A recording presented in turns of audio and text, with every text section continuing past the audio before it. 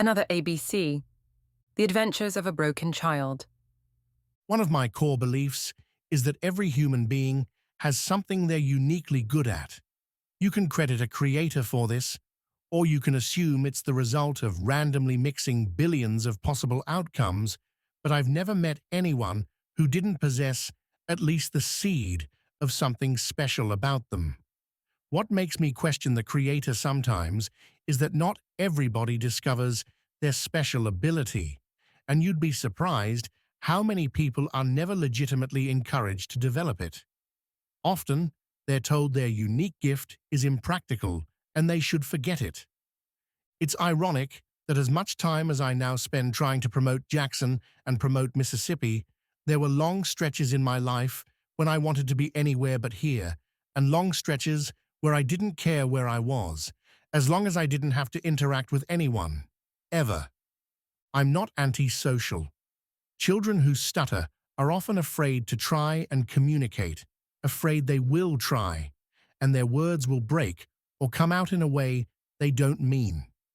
Children with ADHD are often told they're bad, inattentive, and incorrigible in other ways. Children with ADHD aren't inattentive. They're often hyper-attentive. Even if they manage to sit still, their minds are desperately trying to balance their attention to everything in the room, including the teacher.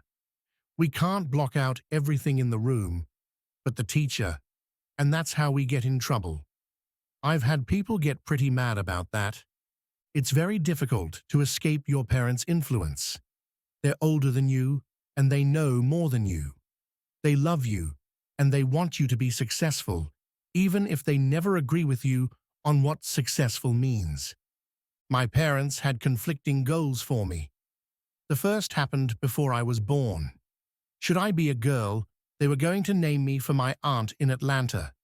Should I be a boy, they would give me a double name for both my uncles. Had that happened, the trajectory of my life would have been very different. I would have been born without anyone having any expectations of what a John Allen Campbell might be like. That didn't happen. My Uncle Boyd's cancer spread quickly. My mother was going through quite a lot when she was pregnant with me. Having lost her previous pregnancy with twins, there were times when the doctors couldn't hear my heartbeat. Boyd Campbell was more than just the paterfamilias. At a time when Mississippi was hammered by the Depression and desperately trying to escape the abject poverty we'd endured since the Civil War, Boyd Campbell, as the president of the U.S. Chamber of Commerce, was traveling around the world, representing the newly successful American businessman. At a time after World War II, the American businessman was seen as the model for the savior of the world, and this man from Mississippi, of all places, would be their face to the world. I often try to blunt my instrument when writing about my uncle for fear that it will sound like I'm bragging. I never met the man. From what I've read and heard, he may have been a brilliant man, but I don't think he was very happy. Toward the end of his life, the child he adopted moved away. His wife separated from him. He was living in a room in a hotel, and something was growing inside his body to kill him. Whatever his success was in life, it had nothing to do with me. He died a few months before I was born. I came into this world, pink and purple, screaming loud to be heard, but never wanting to be a scion. I still don't. There was a time when the Clarion Ledger printed nearly every birth announcement. They did it because, even though Jackson was the capital of Mississippi, Mississippi didn't have very many people, and we celebrated new births.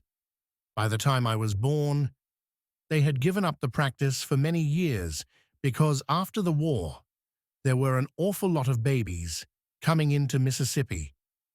Another ABC. The Clarion Ledger quit running birth announcements, but they ran mine. A good 10 inches, the staff writer mentioned almost nothing about me, but wrote about all the things my dead uncle had done, and what a great opportunity it was that I might bring that back to Mississippi. My mother clipped it out and put it in my baby book, but it was several years before I could read it. That's an awful lot of pressure to put on an impudent baby. You'd be surprised how many baby clothes come with alphabet blocks spelling out ABC on them. My mother had them all. My grandfather assumed my uncle's position at Mississippi School Supply Company. By the time I was baptized, he had told the rest of the family that in 3 years he planned to move my father into that position and step back, retaining his position as chairman of the board. My mother's fifth pregnancy was much simpler and easier than the previous two. Praying for a girl, even if it was a boy, she was determined this would be her last baby. With my father happy in his new position, the future looked bright. I was a very noisy toddler who never said many words but discovered ways to be heard. Some of my Uncle Boyd's associates wrote letters to be held in my father's lockbox at the bank until I turned 18. My mother told me about them when I was 14, making me almost dread what might be in the letters. When I finally got to read them, it was really kind of a disappointment. They just said Boyd was a great guy and hoped I would be a great guy too. Written in the year when I was born, the same year that my uncle died, these letters had nothing to do with me.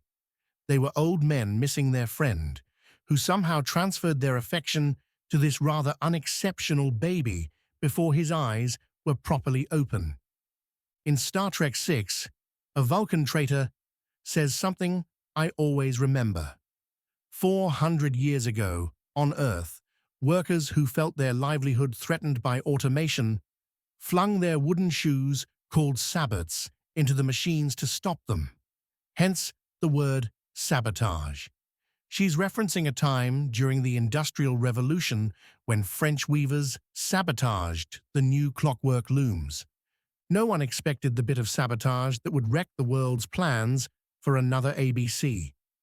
I would imagine there have always been children with what we came to call learning disabilities. Still, in the years following the Second World War, Americans were intensely interested in educating our new baby boom, and children with learning disabilities had trouble doing just that. On Monday, I'll attend the funeral of one of the doctors they sent me to. He was something of a pioneer in the troubles of the brain in children. He grew to be a friend and something of a linchpin among many of my friends. In Jackson, in the late 60s and early 70s, a cottage industry of doctors, educators, and therapists who specialized in broken children grew up. I was one of their customers. I was receiving conflicting messages from the grown-ups. One was that I must prepare to be king. Mississippi needs it, the company needs it, and the family needs it. That's a lot of pressure for a child who didn't want any of that, and it conflicted starkly with the second message, which was that you're a broken child. You must learn to overcome it, and until you overcome it, you must hide it. I'm actually very grateful to the people who discovered my learning disabilities. Without them, I would have just accepted it when people said I was disobedient, lazy, inattentive, and probably just stupid.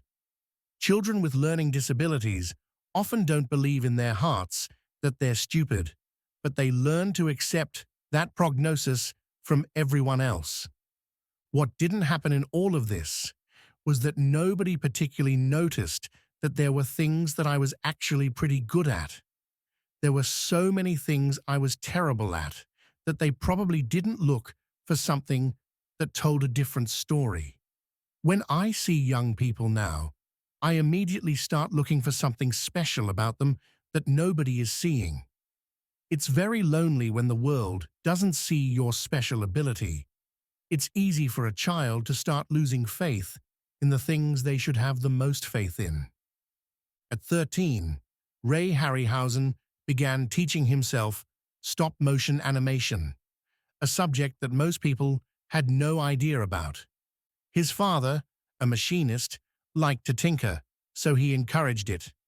They bought young Ray second and third-hand cameras, and one fateful day, they took him to visit Willis O'Brien, who told him the legs on his clay dinosaurs looked like sausages, and he should study anatomy. He went on to be one of the most influential people in the history of cinema.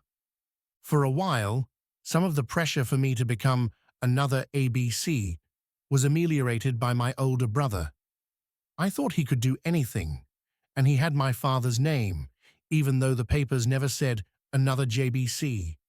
One day, when I was just starting to get faint blonde hairs on my chin, my brother's mind broke, and another boy convinced him that it was okay to rob a gas station because the Beatles said so. They buried my brother years ago. They buried the boy who broke his life a few weeks ago. Trying to balance my brokenness, my place in society, and the few things I was actually good at and enjoyed became the task of my life for the next 30 years. I wasn't even out of college properly before offers to serve on boards started to come in. I'd been wearing ties during the day for almost 5 years at that point to try and hide the fact that my brain was a jumbled mess, my grades were horrible, and I wasn't at all comfortable in the position the world was very ungently pushing me into. I decided to quit art, quit writing, quit film and theatre, and focus solely on what the world wanted of me. Quitting those things where I had meager gifts to focus on things where I had none was a pretty stupid thing to do. But young people do stupid things. That's why God made young people strong and heal quickly. Following this plan for 10 years was a mistake, and it was also painful. Nearly every day, my father and I would discuss what went wrong and how to fix it. In his mind, that meant fixing me, not fixing how I approached life. When it started to become clear that my sister was actually good at the things my father wanted from me, I began thinking of an escape plan. I never disliked Jackson or Mississippi. I disliked being in a place where the world's expectations of me had nothing at all to do with what I was good at. Filling this role the world laid out for me would have condemned me to a life of mediocrity because it ignored my skills and demanded skills I never had. When my father died, I began again thinking about my escape plan. By then, something inside me was pretty broken, though. I'd been starving my creative gifts, and while feeding them again was beautiful and wonderful, but I wasn't at all healthy. It became a matter of too little, too late. No matter how hard I tried, I couldn't kindle the spark into a flame anymore. I think there was too much scar tissue. I decided to abandon that and just open a little business importing toys from Japan and selling them to collectors in America. I didn't have to be particularly good at business to do that. I had several exclusive deals and was good at choosing products. I still wasn't doing what I was made to do, though, and worst of all, I entered into a relationship with someone who really wanted me to be my dad. That happened quite a lot, actually. I'd always approached women being fairly honest about what I liked and what I was good at, but invariably, it soon became a matter of, "Tell me about your dad." I don't blame anyone for what happened in my life. A million times a day, people with tremendous skills and abilities die without ever having a chance to exploit them. Life keeps giving me second chances.